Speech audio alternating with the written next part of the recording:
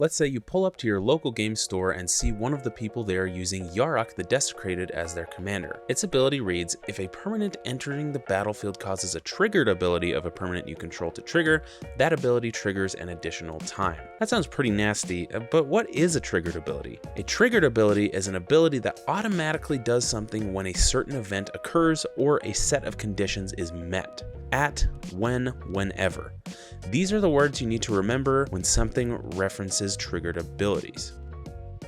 You can think of triggered abilities as if-then statements. So, if or when something happens, then something else happens. Here are some examples. Braids conjure Adept. At the beginning of each player's upkeep, then that player may put an artifact, creature, or land from their hand onto the battlefield. Muldrifter. When Muldrifter enters the battlefield, then draw 2 cards. Zulaport Cutthroat. Whenever Zulaport Cutthroat or another creature you control dies, then each opponent loses a life and you gain a life. Note, enter the battlefield effects are triggered abilities, so keep that in mind. Now, if you notice, each of these have a comma after the if statement. Just as activated abilities have a colon, triggered abilities always have a comma after their if statements. Remember, while locating triggered abilities, look for the words at, when, and whenever.